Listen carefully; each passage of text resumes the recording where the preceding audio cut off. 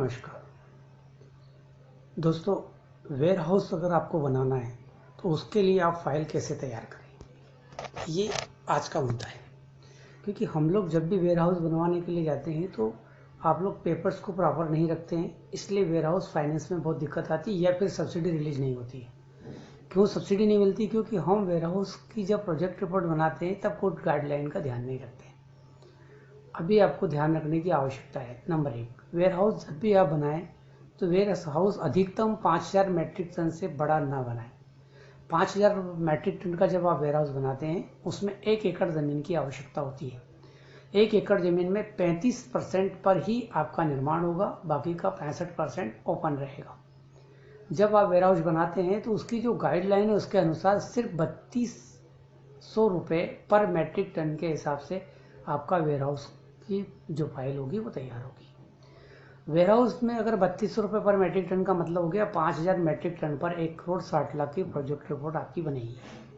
कोशिश करें कि जब भी वेयर हाउस की रिपोर्ट तैयार करें वो महिलाओं के नाम पे तैयार करें, क्योंकि पुरुष को सब्सिडी 25% है और महिलाओं को 33% है। दूसरा, वेयर हाउस बनाते टाइम पूरा ध्यान रखें रोड बड़ा होना चाहिए जहाँ बड़े ट्राले वगैरह लग सके। दूसरा, वहाँ जहाँ पे रोड हो, बिजली हो और पानी की व्यवस्था हो। दूसरा, जो मंडी होती है, कृषि मंडी हो या कोई इंडस्ट्री हो, उससे ज़्यादा दूर वेयर हाउस ना हो। अगर वेयर हाउस उससे ज़्यादा दूर होगा तो वेयर हाउस पर आपको माल नहीं मिलेगा। गवर्नमेंट का माल लगातार नहीं मिलता है, प्राइवेट लोग ही वेयर हाउस को चलाते हैं। इसलिए जहाँ मंडी हो उसके इर्द गिर्द अगर वेयर हाउस हो तो सबसे बेटर है। दूसरा, वेयर हाउस बनाने के लिए जो कॉन्ट्रैक्टर जिसको अनुभव हो उसको ही आप दें।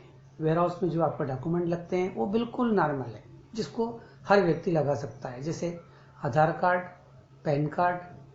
अगर पैन कार्ड नहीं हो तो तत्काल बन सकता है, आजकल 15 से 20 मिनट में आपको पैन कार्ड मिल सकता है। पैन कार्ड के बाद बिजली का बिल, घर का एड्रेस प्रूफ के लिए, और जहाँ आप लगाने जा रहे हैं उस ज़मीन का खसरा, खतौनी, अक्स 59 से अभी तक के खसरे वो आपको लगेगा। एक चीज़ और जो इसमें बहुत ज़रूरी है वो ये है कि अगर आपने ज़मीन खरीदी हुई हो तो आपके पास टाइटल डीड होती है, तो आपको जो मॉर्गेज चार्जेस है वो 0.25 पैसा या 0.5 पैसे में मॉर्गेज हो जाता है।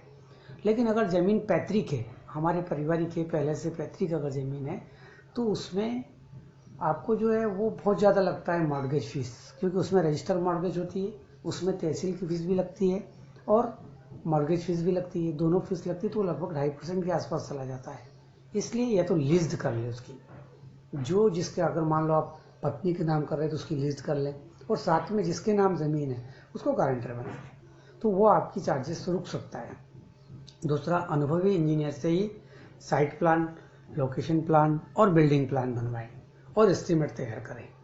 अगर वो तैयार होगा तो वो जो तैयार करेगा, जो अनुभवी इंजीनियर होगा वही तैयार करेगा, जिससे वेयर हाउस की जो गाइडलाइन है उसको फॉलो अप करते रहे, उसके आधार पर होगा। जब भी आपकी रिपोर्ट तैयार हो जाए और प्रोजेक्ट रिपोर्ट कंप्लीट हो जाए तो एक बार नाबार्ड अधिकारी या कॉरपोरेशन अधिकारी, लॉजिस्टिक कॉरपोरेशन अधिकारी को या वहाँ के इंजीनियर को फाइल चेक करवा लें कि इसमें कोई कमी तो नहीं है।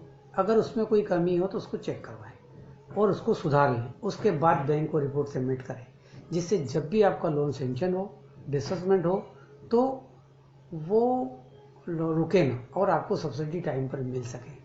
और जब आपका जैसे सेंक्शन होता है, डिसबर्समेंट होता है और चालू होता है, तब हर टाइम पर, जैसे फाउंडेशन पर या दीवालों पर या छत डालते टाइम बराबर इंजीनियर को दिखाएं, इंजीनियर की गाइडलाइन से कराएं। साथ में अगर लॉजिस्टिक अधिकारी को भी अगर दिखा दे या नाबार्ड अधिकारी को भी दिखा दे तो और भी बेहतर होगा, क्योंकि थोड़ी सी फीस, नॉमिनल फीस के लिए हम लोग गलती कर जाते हैं और वो सिस्टम में नहीं बन पाता है, इस वजह से हमारी सब्सिडी रुक जाती है।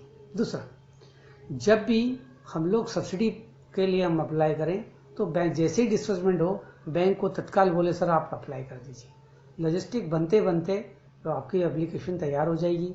जैसे ही लॉजिस्टिक बन के तैयार होगा वैसे ही नाबार्ड के अधिकारी विजिट करेंगे और आपकी सब्सिडी रिलीज हो जाएगी।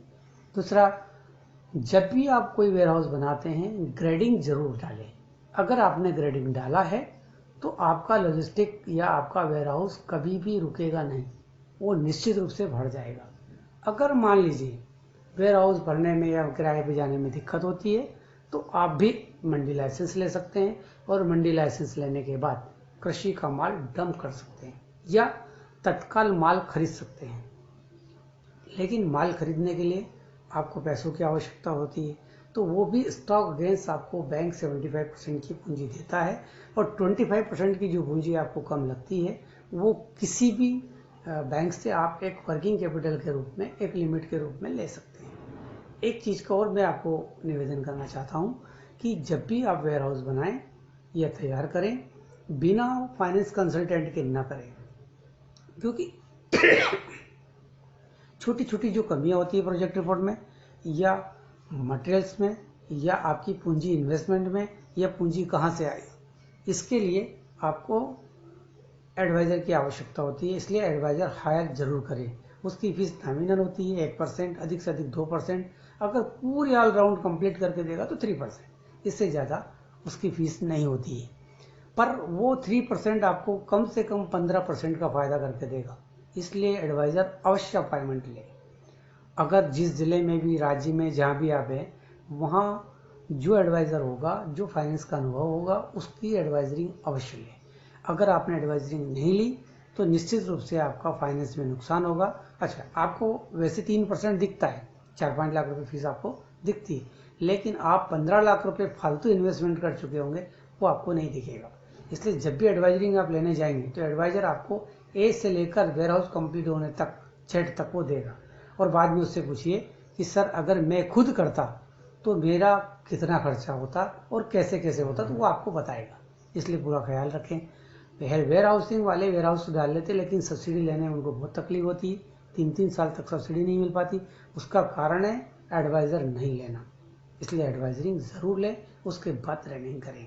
वेयर हाउस कहीं भी बना सकते हैं और कहीं भी चला सकते हैं। चलाने का तरीका भी है, आप हमसे या हम जैसे कंसल्टेंट से संपर्क करें, चलाने का तरीका भी आपको बताएंगे।